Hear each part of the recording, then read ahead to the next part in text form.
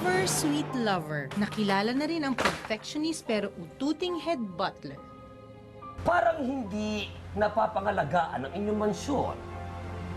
Ang mga apo nyo, parang hindi masyado nababantayan. Pero ang ating pobreng driver, mukhang minamalas.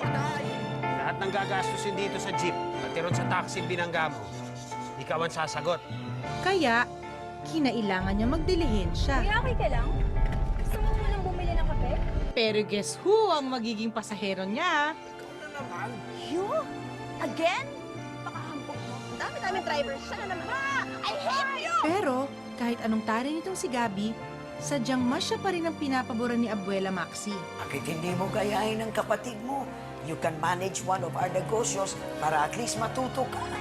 Samantala, may bagong yummy na sa resort. Hey! Hi, I'm Juan, creative director, personal stylist, and best friend. Good to meet you, Juan. Hi, I'm Simon Escalante, the new general manager.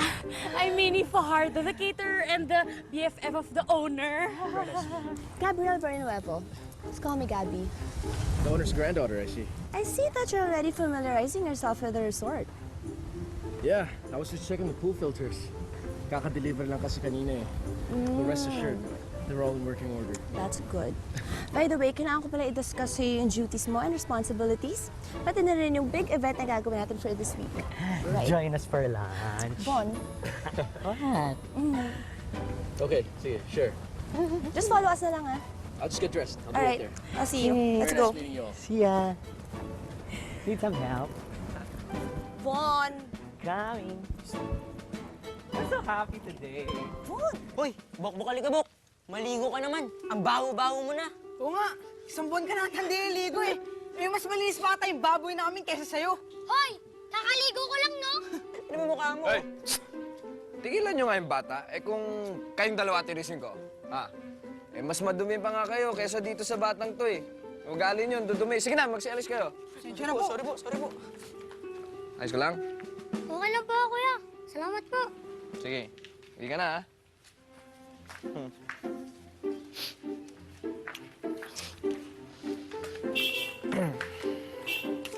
Hanggang ngayon, hindi ka pa din nagbabago. Daig mo pa yung pangalan ni Rocky, ah. Wala yan, Loy. Nakasanayan ko lang ho. Mukhang masaya ka na sa pangalan Rocky. Matagal ko nang kinalimutan yung tunay kong pangalan, Lo. Eh, paano naman kasi yung tatay ko na nagbigay sa akin ng tunay na pangalan ko, kinalimutan na rin ako.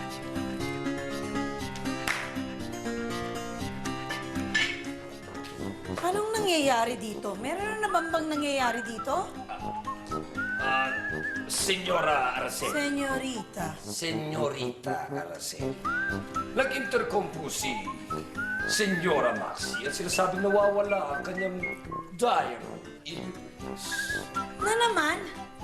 Si Mama talaga. Palagi na lang may nawawala sa matandang yan. Ewan ko ba? Senyorita, ang mahal-mahal pa naman po nun.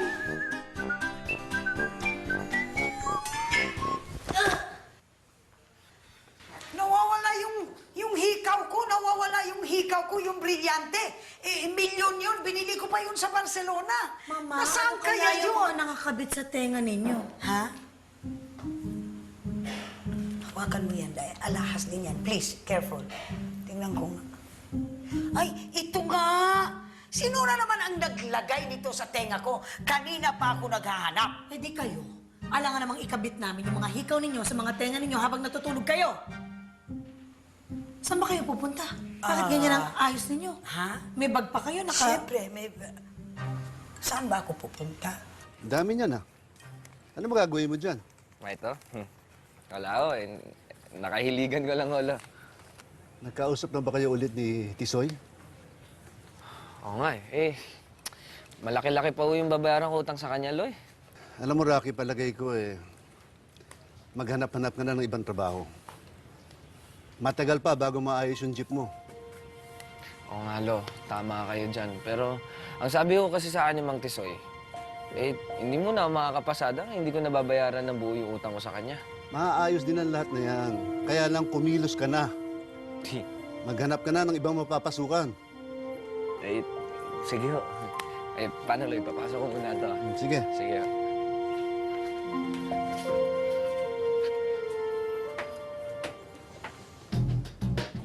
Glad to have you on board.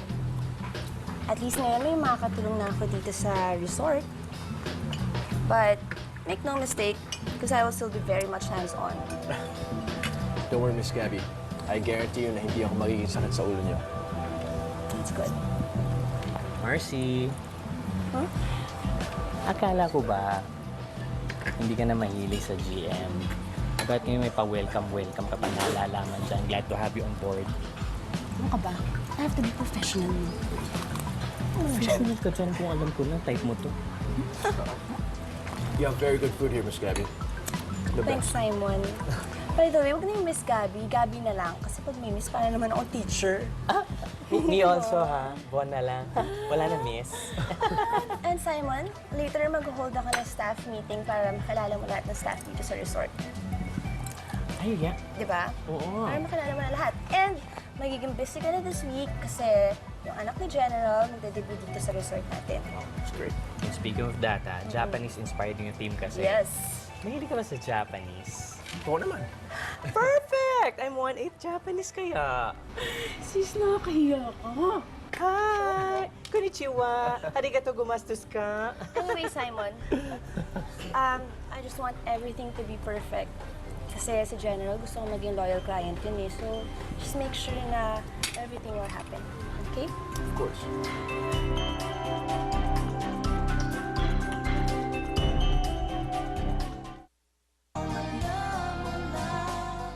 Listen, I really think you should make an effort to be closer to your Abuela Maxi. What do you want me to do? Well, try to win her. Try to make her lambing. You know, be sweet to your Abuela Maxi para she'll like you. But Mom, we have nothing in common. Then darn, find something in common.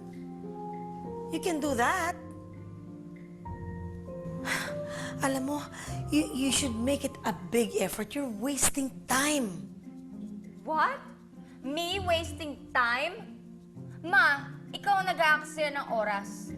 I'm wasting time? How did I waste time? Matagal na nasa coma si Tito Aaron. Pero may ginawa ka ba? Dapat, isa-isa na natin dinidispatcha yung mga hadlang sa plano natin. Then why don't you help me do that? What are you doing? Diba? Dapat iniisip mo na kung sino yung mga hadlang. Mommy this, mommy that. Come on, let's do this, let's do that. We're in this together. Dahil magkano ito? 150 po, Ma'am. 150? Ang mahal naman. Senyora, Oo. bakit dito po tayo namimili? Pwede naman po sa mall. Sa mall, hindi ka pwede tumawad. Dito pwede. Ah, Sorry po. 100 na lang. Tol, balik na muna tayo. Kanina pa tayo lakad eh.